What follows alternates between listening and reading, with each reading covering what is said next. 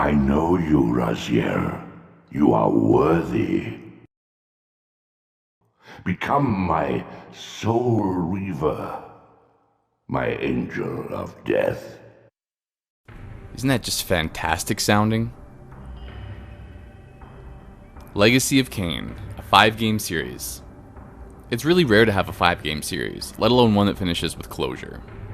Over the years, there have been plenty of narrative-driven trilogies, but few franchises exist that span more than 3 titles, let alone the continuation of characters throughout the same contextual universe. Only a few come to mind: Ultima, Metal Gear, and Legacy of Kain.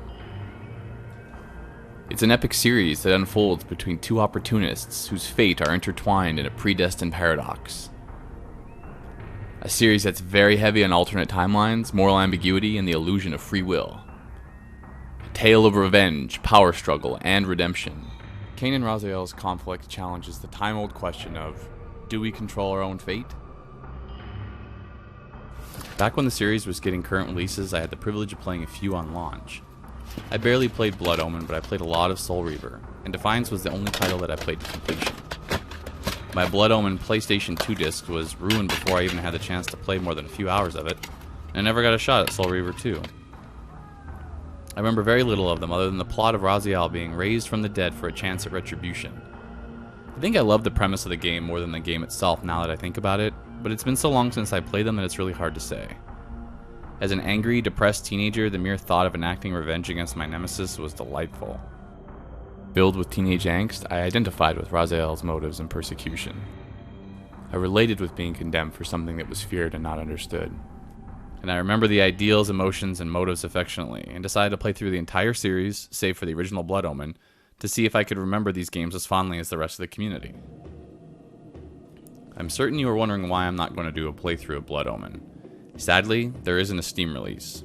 Good Old Games doesn't have it, and if I purchased it from eBay, I'd have to use an emulator for both the PC or the PS1 version.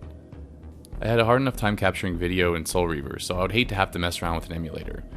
Begrudgingly, I just decided to skip the title.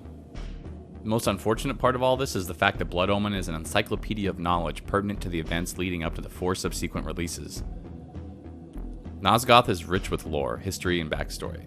I did some reading on Blood Omen, so I grasped the foundation of the world Raziel's resurrected into and how it all fits together between Blood Omen and Soul Reaver. This time around, I understand who is who and how their fates turn the wheel of time, or freeze it for that matter. Amazingly, I never finished Soul Reaver until now. Beginning with the PlayStation version, then the Dreamcast version, then the PC release in the early 2000s, I only ever got as far as halfway. How can I proclaim to love a game that I never even finished? As previously stated, it's mainly the idea of vengeance. But it also has to do with the fact that it's set in a fictional gothic world. I hate using the term Metroidvania, but I suppose it's the most accurate term to describe Soul Reaver. Mechanically, it consists of primarily moving between areas, acquiring skills and power-ups, and then moving to new areas that were previously inaccessible without those powers. Like any other Metroidvania, the main elements include platforming, combat, travel, and puzzle solving. There are a variety of enemy types to battle with that fit the lore, and there are a truckload of puzzles to solve. And without a doubt, there's a lot of time spent traveling from zone to zone to figure out where to go next. Along with hoofing it, fast travel is implemented in the form of warp gates, which allow for instant travel to previously visited areas. But the travel gates hardly mitigate navigating the world by foot. The world is fairly small, so fast travel doesn't do much. Because enemies are of no consequence, they are easily avoided, reducing the travel time otherwise that would be required in other Metroidvania titles. Enemies do not inhibit travels or block passageways. I believe they are intended to, but as implemented they're nothing more than set pieces to hack and slash at. It seems as if there wasn't enough time put here during development. And the same goes for fighting. Combat mechanics are dull and drab. To kill your vampire foes, you must beat them into a stun lock with your only 3-move combo, and then expose them to sunlight, fire, water, or some kind of spike. If you have any kind of weapon, you can ram it through their heart after a stun lock without having to deal with the hassle of throwing them into an environmental hazard. The only benefit received from slaying your vampire or few human foes are the souls that they provide, which keep your soul level high enough to keep you in the material realm. Taking damage from enemies causes you to lose your health faster than if you ran past them, which is easy as hell, and there are a few instances where you need to fight them to clear them for puzzle solving. Raziel's health and longevity in the material realm are one and the same, soul-powered. Time ticks down your energy as you exist in the material realm, and at a very slow pace. Upon depletion of energy, you get thrust into the spectral realm where phantasms, ghouls, and ghosts live. If consumed after combat, these apparitions will fill your soul meter, allowing you to reface the land of the living on certain glowing paths. Raziel is immortal, and if your soul energy is reduced to nothing in the spiritual realm, the Elder God revives him in the depths from whence he came. To fit with the game and lore, death brings no consequence, and I wish there was a different implementation of the immortality. No level is engineered to make dying a temporary disruption of progress, which is surprising because the game is filled with puzzles. Inconveniencing the player with deadlier enemies and routes back from the depths would have given the game a difficulty spike reactionary to the impact of dying in the spirit realm. But where the game needs no hardening was in the puzzle department. Specifically blocks. Block after block after block after block. I felt like 80% of the puzzles were block puzzles. Rotate the block, stack the block, slot the block, pull the block, push the block, roll the block, tower the block. Oh my god, there are so many block puzzles in this game, it should be called Extremity of Lame Block Weaver. Of course I'm being facetious, but in all seriousness, halfway through the game I had my fill of moving blocks. But they continued to show up until about the last quarter of the game where you acquire an ability to rotate certain items by running circles around them. Then the block puzzles are replaced with rotating puzzles. Spin the knob, spin the tower, spin the sundial, etc. You get the idea. The puzzles were recycled with the solutions being the same 9 out of 10 times. Anytime I was unable to reach an edge, phasing to the spirit realm would move the platform just enough to reach what I couldn't in the material realm. This is a trick used throughout the game, but becomes predictable really fast. Aside from block and rotation puzzles, there are a few switch puzzles. But switch puzzle solving is a chore due to the game's technical limitations. The textures are all very similar looking, and finding a switch on the wall is much harder sounding than you would think. Old school pixelated textures blend together when using the same color palettes, and with the poor draw distance combined with bad camera controls makes spotting crucial alcoves, ledges, switches, and areas very difficult. I found this to be the most frustrating part of playing through the game.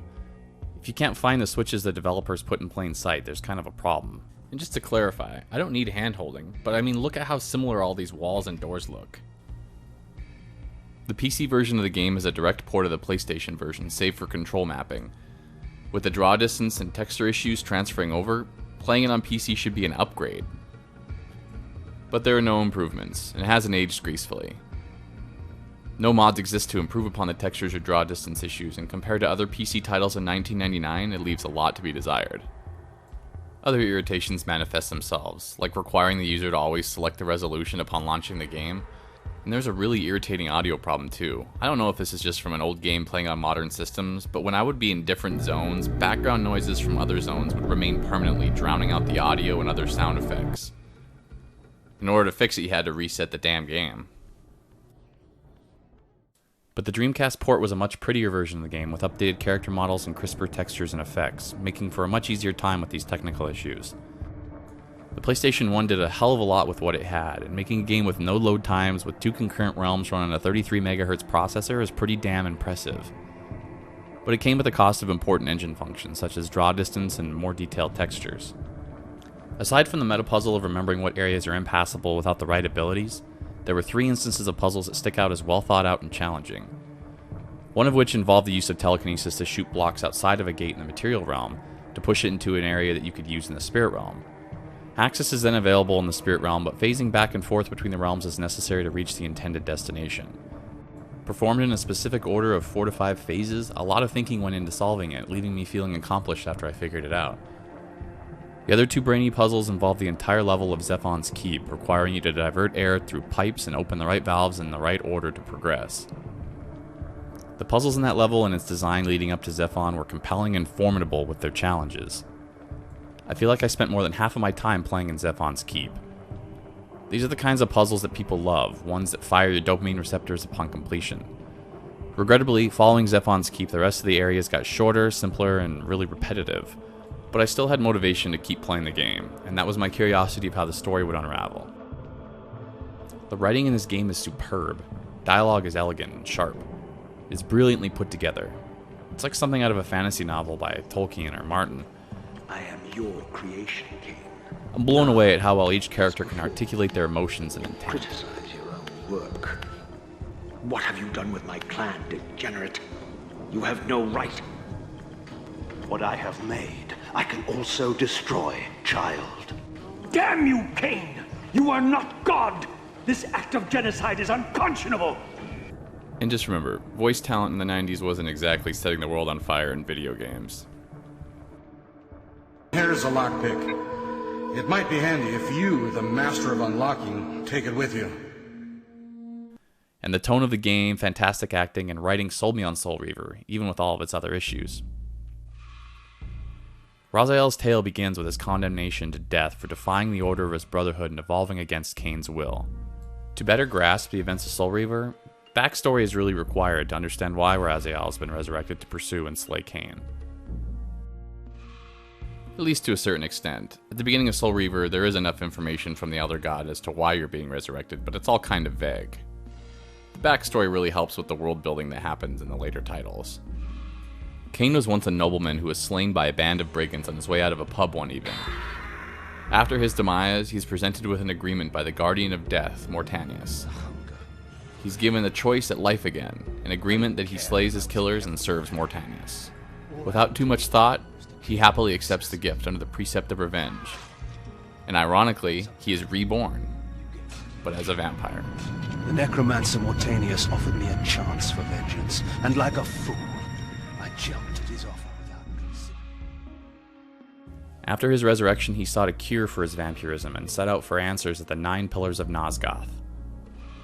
The 9 Pillars are supernatural edifices that shoot out endlessly into the sky and are symbiotically bound to the health of the world, each pillar governing the behavior of the principle they represent. Each have a guardian that are bound to the pillar until death, and as guardians die, they choose a successor to inherit the responsibility of guarding and caring for the pillar to keep order in the world. At the pillars, Kain meets the ghost of Ariel, who is bound to haunt the pillars after her murder. Ariel explains that she was slain by someone or something known as the Dark Entity. Her lover Napraptor discovers her body and is sent into a frenzied rage. Being a sorcerer, he uses his magic to corrupt the minds of the remaining guardians, which in turn corrupts the pillars. Chaos erupts throughout Nosgoth, causing unrest in the human kingdom. Ariel directs Kain to slaying the guardians to free the pillars of their corruption. Being a former human and new vampire, Kain meets Vorador, a feared and powerful vampire. As a new fledgling, he understands this is the will of the human kingdom, and under the guidance and influence of Vorador, Kain embraces his newfound vampiristic power. Vorador believes that vampires are far superior to their human counterparts, as they are immortal. Stronger, swifter, and more powerful than any human, Vorador believes that vampires are gods meant to, quote, thin the human herd. After many twists, betrayals, and deceptions, Kain slays all of the Guardians, including the Guardian of Death Mortanius, who raised him, and the Guardian of Time Mobius. Kain discovers that it is Mobius who had been manipulating him under the guise of the Oracle of Nosgoth, tricking him into performing acts intended to wipe out all vampiric life. After restoring balance to all 8 pillars, it is revealed to Kain that he is the successor to Ariel, the new guardian of the Pillar of Balance. At my whim, the world will be healed or damned. At my whim. In order to restore the final pillar from corruption, he must sacrifice himself to save Nosgoth. But instead, he defies the orders of the universe and condemns Nosgoth to a slow decaying state. With his new realization of vampiristic power and control, he establishes his throne as the newfound god of Nosgoth right at the base of the 9 pillars he sought to restore. The back history from Blood Omen leading up to Soul Reaver is revealed through gameplay. 500 years later, Kain begins to reconstruct the vampire population, raising 6 trusted lieutenants to help solidify his empire by breathing essence of his corrupted soul into them. Raziel being first, he is the most powerful, with each lieutenant receiving less essence from Kain. Raziel becomes Kain's right hand, and being the first reborn is the most powerful. Each are given their own clan of vampires, with the intent of reclaiming the earth from the humans who so mercilessly hunted them. As such, Raziel, Dumas, Zephan, Rahab, Malkaya, and Terrell all turn the legions of human armies to join their clan and conquer Nosgoth. Over the span of hundreds of years, the war between the humans and vampires ensues, with the vampires coming out victorious, with few establishments of humans left. Kain and his council eventually evolve, but Kain is the only one allowed to evolve first. As time passes, Raziel evolves to grow wings, and when brought to council, Kain punishes him for surpassing his own ability. Kain rips off his wings and casts him into the abyss to suffer eternal damnation. Vampires are weak to water, and Raziel burns in agony. Laying at the depths of the abyss, the millennia passes, and Raziel is awakened by the Elder God. Kain's refusal to sacrifice himself has stopped the wheel of fate from turning, with souls trapped in vampire essences and not returning to the world. The Elder God revives Raziel as the Soul Reaver, a wraith who has the ability to absorb the soul of the living to restore balance of Nosgoth by killing Kain. Designated as the Soul Reaver, he is given the same name as Kain's iconic blade. A serpentine flamberge, the Soul Reaver sword is what drains the souls and blood of Kain's enemies. And appropriately named the same, Raziel can now consume the soul of his enemies. Emerging from the underworld where the Elder God brought him back to life, Raziel finds the world in a much worse state than when he left it. Over the few millennia of his tormenting condemnation, Raziel is confused and sets out for answers. Starting with the necropolis, he finds one of his brothers, Malchiah. Because the brethren were revived by Kain's corrupted essence, each brother and their kin slowly corrupted and devolved while Raziel lay dead in the abyss. Over the years, Malchiah had been reviving his clan from corpses, and as such, the influence of his power has transformed from his former vampire self to a husk of corpses and death.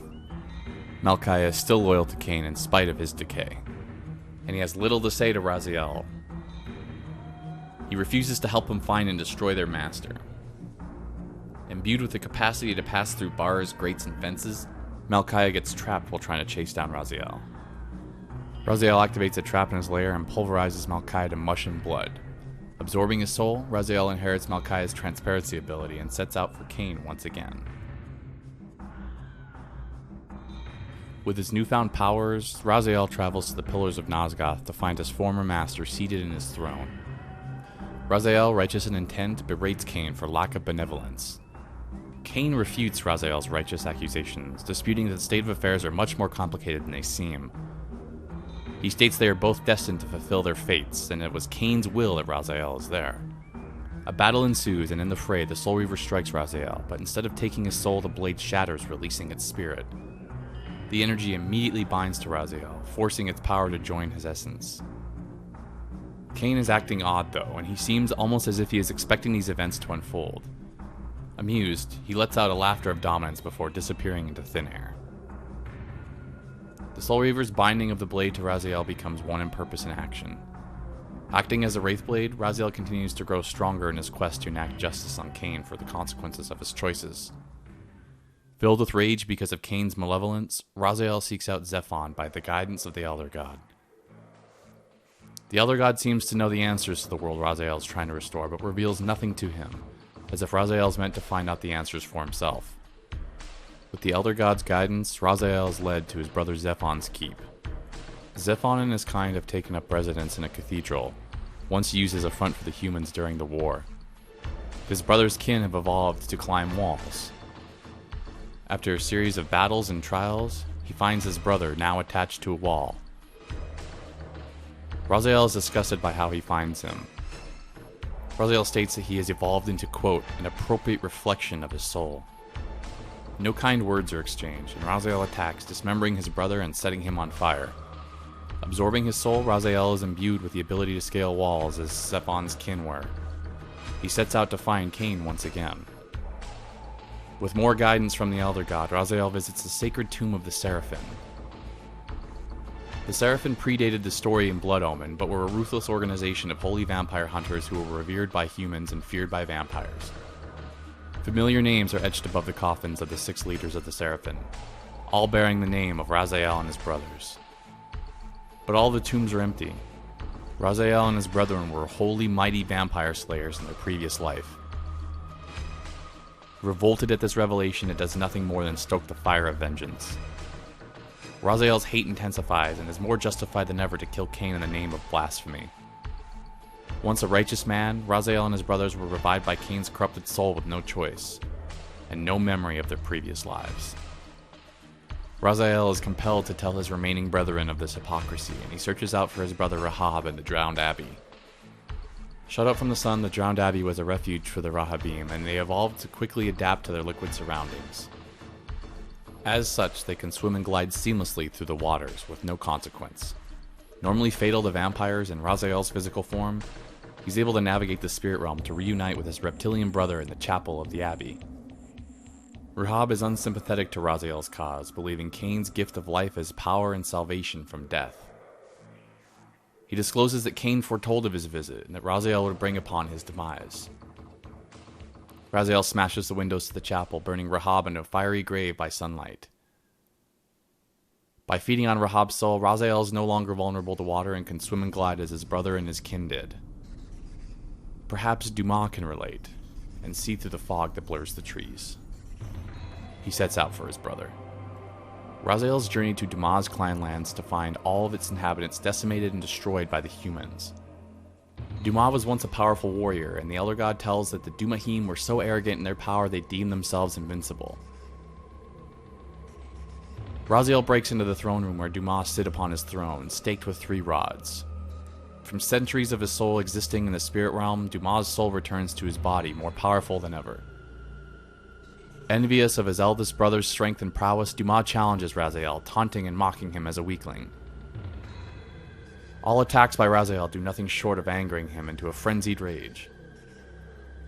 Although Dumas had become incredibly powerful, every vampire has their weakness. Raziel lures him into the furnace where he is incinerated. Victorious and without any more answers than when he came into the world as an angel of death, Raziel is instructed to visit the Cave of the Oracle, where more answers lie for him there. Following a myriad of trials of mind and wit, Raziel descends into the labyrinth below the Cave of the Oracle. There, in a chamber, in front of the clock, is a statue of Mobius, the Time Streamer. Raziel recounts the history of Mobius and how he was slain by Kain's hand, but something was incredibly odd about the statue. Descending the hallways to the depths of the labyrinth, Raziel finds unusual time portals in the hallway walls. Each one reveals visions from the past, present, and perhaps the future or alternate timelines.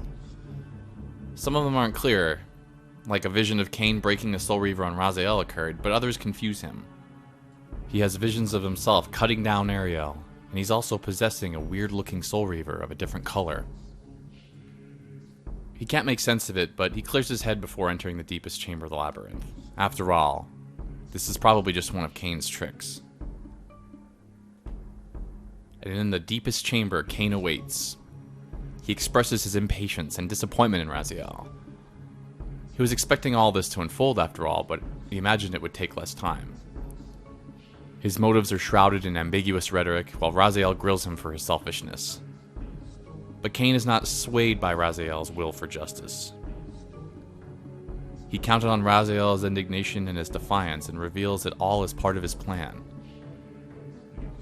He goes on to explain that he had been in the chronoplast before, but could not understand how powerful it was at the time. Now, in this life, he fully understands what truths it holds.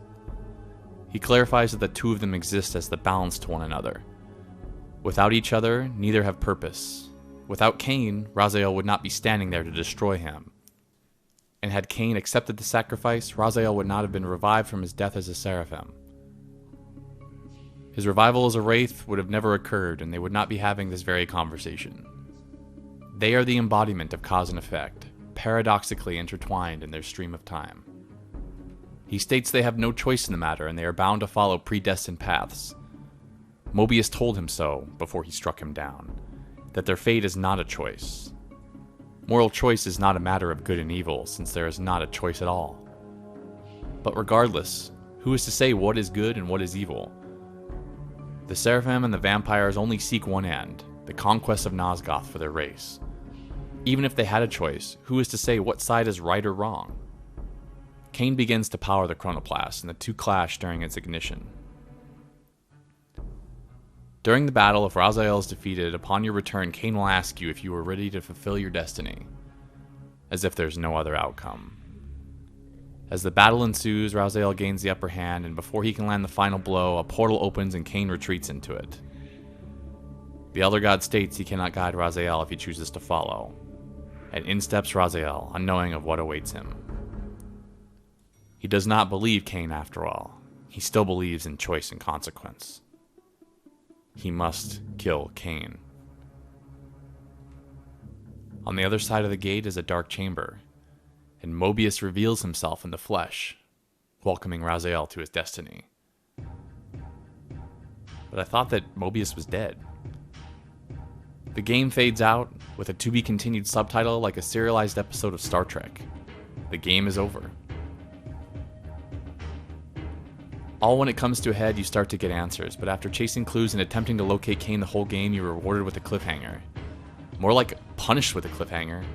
I mean, it's such an abrupt ending to the game, but seriously, what the hell? Well, it turns out that Soul Reaver was an incredibly overambitious game. A NeoGAF forum post from an enthusiastic reporter spent years researching the Legacy of Kain series, and it reveals details surrounding the game and its development. As it turns out, incredible amounts of content were cut from the game. Recall I mentioned that combat feels as if it didn't have enough time spent on it? That could be partly due to the fact that the game had spent so much time on the engine and other parts of the game in order to make the deadline from their publisher. The devs, quote, cut entire areas out of the game. Blood Omen took 3.5 years to develop, and Soul Reaver only got 2.5 years.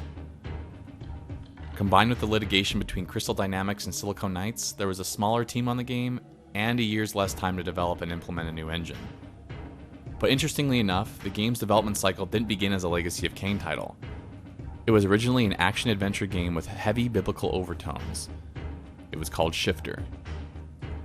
A lot of the concept art and ideas were then adopted in the Legacy of Kain universe after the case settled. But the story goes something like this. Crystal Dynamics were the stakeholders and publisher to the Blood Omen franchise, and after they dropped out of game publishing, they decided to focus strictly on development. It was then that they announced they would be producing a sequel to Blood Omen. The details surrounding the business relationship between Silicon Knights and Crystal Dynamics is unclear, but after this announcement, in an attempt to regain the rights to the franchise, Silicon Knights sued Crystal Dynamics. As Wikipedia states, Silicon Knights surrendered the rights to the game to Crystal Dynamics under financial duress. They also state that Crystal Dynamics breached a contract between the two in 1996 by selling the rights of the game to Activision for $2 million. I can only imagine how much this pissed off Silicon Knights because they were in development of a prequel to Blood Omen focusing on Vorador, a multi-million-dollar franchise they created but they no longer owned. There are a few known details regarding the settlement of the case, but one of the stipulations were that Silicon Knights had to be credited in the creation of Blood Omen during the opening screen of Soul Reaver. With the legal dispute resolved, the development of the prequel by Silicon Knights was cancelled and Shifter shifted to a Legacy of Kain title. During a few interviews, Silicon Knights president Dennis Diak stated that, quote, many people ask us if we like the direction they have gone with, but it is so alien to what we have created it is pointless to answer now. We understand that some people love the Soul Reaver series and we think that's great. However, it is not what we would have ever done. In a 2008 interview, he elaborated on this sentiment stating, if you look at Legacy of Kain where it is right now, so diluted, so dysfunctional, as a property itself, it's pretty much gone in a completely different direction than we would have ever taken it. Even if the developer is good, and I think Crystal Dynamics is not a bad developer, you get this dilution of the content because the original author is gone. All of this history explains why the Soul Reaver series on forward is so much different than Blood Omen. The limbo in which development lingered explains a lot of things. First and foremost, there are glyphs found throughout the game, which basically act as spells. Spells in Blood Omen are offensive in nature, or that of shapeshifting. Some abilities are required to advance the story, while others are not. In Soul Reaver, using glyphs conjure elemental type area of attacks. They just stun your foes and really nothing more. And all of them are located in hidden spots or hard to find areas. They do little to nothing to enhance the combat, which is probably why they were never implemented into regular level design. In the depths of the Drowned Abbey, there's a forge where you can unlock a Fire Reaver. In order to imbue the Reaver with fire, you have to light it, just like you would a torch, but it serves no purpose in the game. Its functions don't seem fully implemented, and the area which is found is just a big open area with maze and no functioning doors, puzzles, or anything. Certain zones have blocked off corridors and passageways that go to abrupt dead ends. The development of the game was clipped drastically from its original plan, removing multiple powers, zones, and story elements. Not only did litigation affect development of what the franchise of the game would end up as, but the overambitious scope and inability to meet the release deadline was the most damning. In the opening cinematic, there's a tower with a burning smokestack in the background. The smoke blacks out the sun so vampires don't fry in the open. There was supposed to be an open zone base in this area in which Raziel would put out the fire, clearing the sun back into the sky and slaying most of the remaining vampire kin. Furthermore, there is no battle or encounter with Terrell, one of the remaining brothers, and the scene in the time portal showing Ariel being slain by Raziel was actually supposed to be part of the game as well. The Soul Reaver could have been imbued with other powers, much like the Fire Reaver, in the forms of sunlight, water, stone, and a few others. Released alongside the game was a piece of promotional material that was a one-issue comic book in which Raziel slays a woman who is neither vampire or human. She is of the Elderkin, and tells a prophecy of Raziel's condemnation. She tells that he will be resurrected to bring the downfall of the vampire race, and in conjunction with slaying his brothers, she foretells of his victory over a powerful human priestess who leads the human resistance, which also never made it into the final game. There were other enemies, zones, abilities. It's just crazy how much stuff was cut. I imagine it would have extended it from about a 10 to 12 hour game to a close to 18 to 20 hour game. The original ending was to conclude the story with Raziel slaying Kain, restoring the balance to Nosgoth, but they had to end it abruptly with the to be continued to make their release date. It would have been really interesting to see the original version of the game come to light. But honestly, we end up getting 4 more titles, rather than some predictable ending to an achieved vengeance story. With the caliber of writing presented in Soul Reaver, I'm looking forward to playing the rest in succession. Concluding Soul Reaver with no closure dangled answers like a carrot on a stick. So much intrigue and mystery is left unanswered. Being that I'm a sucker for time travel movies and love paradoxical plot lines, I'm hooked. Time travel fiction makes for fascinating, unpredictable story arcs, and even though they can be rife with plot holes and absurdity, I still love how creative writers can get with overlapping timelines and events. Although Soul Reaver had some issues, I found it to be an enjoyable and entertaining game. This is the only game that implements the inability to die permanently in a manner that perfectly ties a justified mechanic to the theme of the game. All of the writing talent returns in Soul Reaver 2, exploding onto the scene exactly where Soul Reaver left off. And the onset to Soul Reaver 2 is powerful and detailed, emerging as a sequel determined to outclass the original in every way imaginable. Thanks for watching. Welcome, time-span soul. Welcome to your destiny.